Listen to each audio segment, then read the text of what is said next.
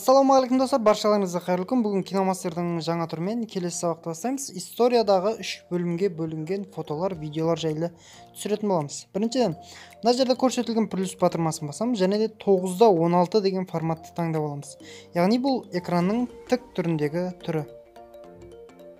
Әрмен қарай енді бірінші главныйдағы видеоны таңдап аламыз, яғни главныйда 15 секундтық видео болады достар. Соны бірінші өзімізге таңдап аламыз. Мінекей мына батырманы бассаңыздар, экран былай қарап жылжып, бізге бір ыңғайлы болады. Осы нені істеуге. Әрмен қарай мультимедиаға кіріп достар, мультимедиаға кіреміз. Мүмкін біреулеріңізде мультимедиа ашпайтын шығар достар, білмеймін оны неден ашпайтын. Егер ашпай жатса, бұрынғы версияны тартып алыңыздар. Әрмен қарай фотоны дәл осылай аламыз достар. Бұл бірінші түрі тура осылай басамыз. Мына жерде енді астына көрсетіліп тұр. Тура осымен енді видеоның біткен жеріне қоямыз. Кішкене суретті астыға түсіреміз. Бұл жерге негізінен достар видео қойсаңыздар да болады. Мен жаңа видео тез болсын деп фото қойып жатырмын. Әрмен қарай слой, келесі слой. Енді мен тағы бір түрін көрсетем. Мінекей мультимедиаға кірем достар, өзіме керекті фотоны таңдап алам.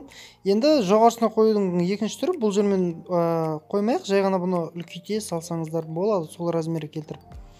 Мінекей қазір үлкейтіп алайық. Мінекей дәл осылай экранның размерімен үлкейтсеңіздер болады. Тура өзі дәл осылай түседі негізі. 16:9 размерді фото, яғни фото-видеолар. Мінекей дәл осылай кетіп жатады, үстінде неңіз тұрады, астында, яғни осы бағдарламаға байланысты суреттер.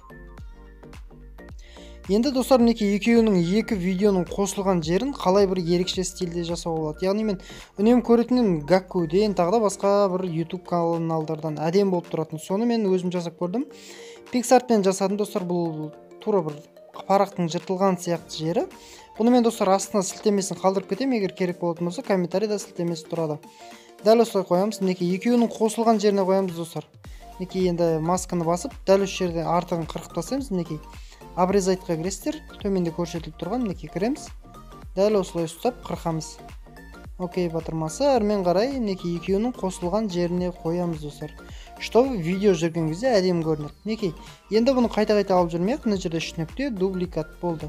Дубликаттан енді әрмен қарай анаған қарама-қарсы тұру үшін мына жерде повороттың батырмалары бар. Мінекей дәл осылай поворот істеп, енді үстіңгі жағына қоя саламыз достар. Кішкене тупо істегеннен көріп, бұл да бір ерекше дизайн достар. Бұл жерге сіздер не обязательно бұндай қойсаңыздар болады. Блик қойсаңыздар болады. Мінекей дәл осылай видео кетіп жатады. Шында да бірақ негізі тура осы стиль әдемі көрінеді достар. Тағы айтам, егер керек болса мен комментарийға қалдырам достар.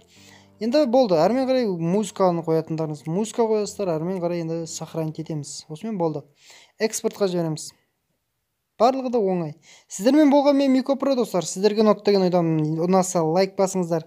Келесі кездескенше сау саламатта болыңыздар. Ассалаумағалейкум достар, баршаларыңызға қайырлы күн. YouTube контентке жаңадан келіп жатқан Лимон шоу деген бар. Мен жүргізуші. Фанат. Просто я спрошу, он собирается меня клеить. Көріп, комментарий жазып, лайк басыңыздар.